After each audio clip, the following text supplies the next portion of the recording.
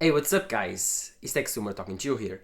And here I was resting on non my work day because today I don't work, I don't make YouTube videos. I study, I go to university, I do tons of things out of YouTube. But Apple decided to drop Final Cut Pro and Logic Pro to the iPad out of the blue. I was not expecting this to happen, and I was on Twitter and I saw it and I was like, wait a minute, I gotta do a video on this. This is too important for me to skip on because I have been asking this for years. But I have an issue with it. As you know, Apple limited this software to only M1 iPad Pros and iPads available. So if you have an M1 equipped iPad and later you will be able to download Final Cut Pro and pay a fee of $4.99 per month or $49.99 per year. But if you don't have an M1 iPad later equipped, then you won't be able to use Final Cut Pro. While for Logic Pro, you only need to have an A12 chip and later. So yeah, Final Cut Pro is extremely limited on iPad support. For example, my 2018 iPad Pro that I still love and enjoy does not have, of course, Final Cut Pro. And I'm pretty sad about it. I will test out Logic and I will tell you my experience. I'm not a big user of Logic Pro. I think I used it once, but I use my iPad Pro a lot to edit videos. I can run Blackmagic's DaVinci Resolve here. Why cannot run Final Cut Pro? But of course, I'm sad and I have more news for you guys. I actually broke this iPad. As you can see, the screen is broken. So yeah, I think I will need to replace this iPad Pro with something different. But of course, I love this iPad Pro, one of my favorite devices ever that I've ever bought, and I'm extremely sad that I don't get Final Cut Pro after years of asking for it. But of course, in today's video, I will analyze what are the new features, of course, for the Final Cut Pro. There are tons of differences between the iPad Pro version and the MacBook Pro version because I think that Apple decided to take a different route than I was thinking. Apple decided to make Final Cut Pro for the iPad much more touch-based than, of course, the MacBook Pro version of Final Cut Pro. So, no further ado, don't forget to drop a like down below, subscribe to the channel, let's get started.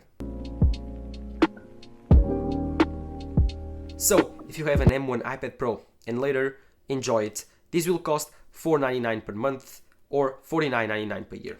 A subscription-based model, yes, I really thought that Apple was going to put it like $100, something like that. But no, they went into the subscription model, and this leaves me very scared because I think Apple wants to bring this subscription model to the Mac, and that leaves me extremely dangerous because I think that subscription models suck. I don't like their ideal. They just want to suck out of your money from you without leaving you with anything. No, I prefer to pay things outright. So yeah, this is kind of an issue. But of course, no further ado, let's go into the Mac and see what are the new features, shall we? So, as you can see, now we are on the Final Cut Pro page on the Apple Store, and the first thing we are greeted is the page, or the home page of Final Cut Pro. And as you can see here on this tiny thing, this camera slider like from the iPhone, this will be your main input on the iPad, and this is pretty cool to slide around your timeline. Also, you can slide around your timeline using your fingers, the Apple Pencil over system. There's tons of ways to slide around, of course, this timeline, but this is also one of the pretty coolest features, as you can see. Then you have your, I think it's called screen. You're showing your screen, what you are editing on the left screen, and of course your media files on the right screen. On the contrary to the iPad, the MacBook Pro has it on the left and the screen on the right. But then if you scroll down, you will notice that there's a lot of things different. For example, you have to hover your Apple Pencil here, as you can see, to scroll down your timeline. You can see that you can use your Apple Pencil just like DaVinci Resolve and other features. This is the best way, in my opinion, to scroll around your timeline. It's the most precise way. You can also use your finger. I think it shows here.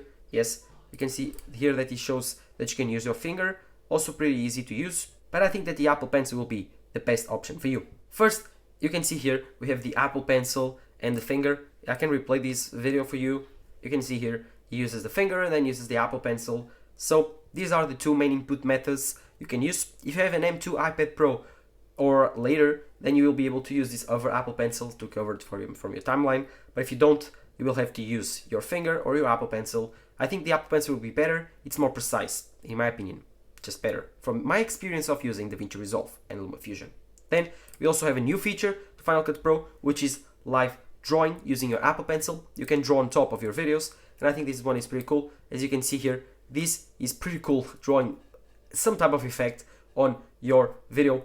This, in my opinion, will be a game changer.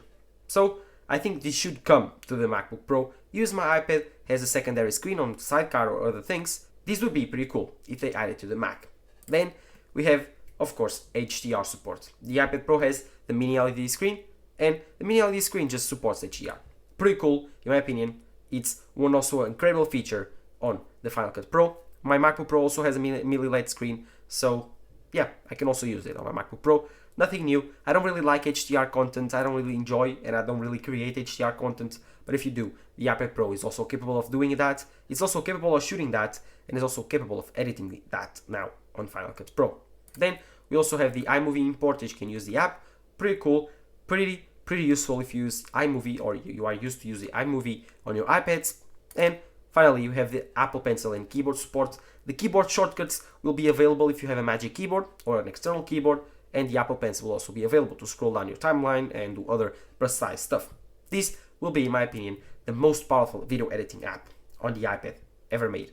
Finally, Apple, you launched something incredible for the iPad, something professional for the iPad Pros that are actually professional right now. Then we also have the multicam. I think you will be able to use this on the MacBook Pro in the future, much easier. A multicam editing software like Final Cut Pro now will get it even more easy using your finger and the touch software. Like I told you before in the beginning of this video, this software has been optimized by touch, and so it's a touch first software, not just a mouse and keyboard, because the iPad is not just a mouse and keyboard device, it's the touch first device. Then we also have here more explanations. You can use sync clips, capture on your 4 cameras and audio sources, so it has the sync audio from Final Cut Pro that is amazing. Like I used it on the beginning of this video for my MacBook Pro. You also have the switch between multi-cameras, and of course the Apple editor where you can edit your audio and footage on a multi-cam system.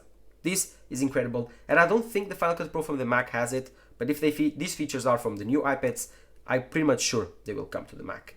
Then also you have these new AI features that are much better to zoom in, zoom out, focus on your subjects, and I think these are new for the iPad. These have not been present on the Final Cut Pro, and I think these should come to the Mac in general. But I think that these now being new on the Final Cut Pro will attract so many people. This is incredible. Using AI, you can, for example, focus on this subject here, and it will be automatic. You can choose, oh, I want a portrait video focusing on that subject. And the Final Cut Pro will deline this square or the rectangle to focus only on portrait video 16 by 9 or 9 by 16, and it will follow around your subject. This is really incredible. AI features coming to the Final Cut Pro iPad app. Then you also have, I think, the scene removal mask, so you can remove the background. This is also not present on the Final Cut Pro from your Mac.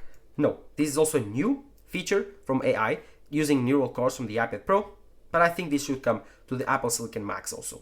Then you also have auto crop, which is also the same thing like I showed you before, and voice isolation. This is present on your MacBook, but I think it will work better on the iPad.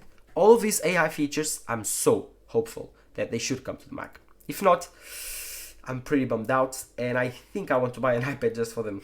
I'm kidding, of course, but these are pretty cool and very cool features to have on the iPad Pro, Final Cut Pro. And I think that's it. You have new titles, as you can see here, new animations, new music, new sound effects. Pretty cool. Dynamic titles, effects, music, backgrounds, and third-party content coming, so plugins. This will be a very complete Final Cut Pro app, and I cannot expect to try it out on another iPad Pro. Of course, you can also record with your camera and import it directly to your Final Cut Pro timeline. Wait a moment, I forgot to tell you that this camera is finally a Pro camera app. Just like I've been asking for iOS for a long time, this will enable you to, of course, edit your white balance, your exposure, your shutter speed, every single thing on the iPad.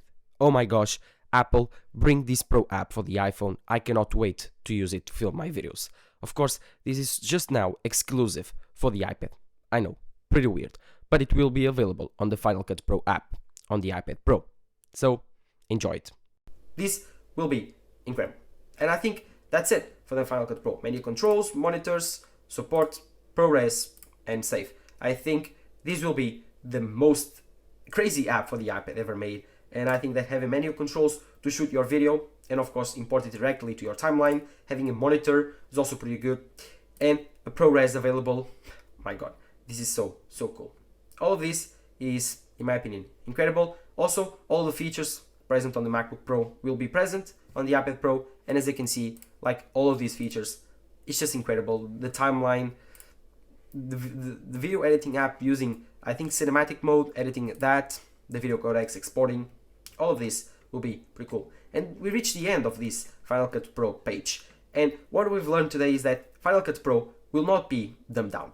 Actually, it will be a more complete version of Final Cut Pro than we get on the Mac. The Mac will be also more powerful, easier to work, a bigger canvas, but I think that the Final Cut Pro will be smarter, easier to use, more intuitive, and have tons of AI features. Very, very well made for the iPad, which is, I think, a better and modern computer than the Mac in general. I think the iPad will be made for the future. It will be the future of Apple computing, but I think Apple is giving it some time so it doesn't cannibalize the Mac. But with this release of the iPad Pro Final Cut Pro app, finally, I'm really, really excited. I cannot wait to get it. I think it comes, when? When does it come? Doesn't say here. Yeah, 23rd of March of this year. And like I told you, it will be $4.99 per month or $49 annually. Very excited for that. I wish it was a full paid version, so I could pay one-time fee and get it forever. But let me know in the comments below what you think. It's pretty cool, in my opinion. So, what you thought? Let me know all of that in the comments below.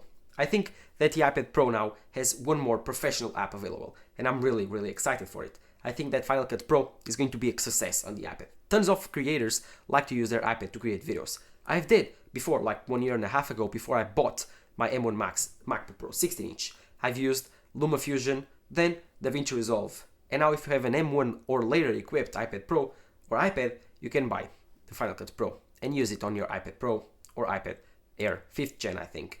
So, yeah, let me know what you think on the comments down below. What are your favorite features? And Apple, please, bring all of these new titles that you actually debuted on this Final Cut Pro version to the Mac version. All of the features that you did put on the iPad version, put on the Mac version. I think they are pretty cool. But, of course, let me know your thoughts in the comments below. Do you think that Apple was pretty greedy to lock this version to M1 equipped or later iPad Pros? Let me know all of that in the comments below. While you're there, do not forget to drop a like down below, subscribe to the channel. This is Vintech Smart talking to you here. Bye bye.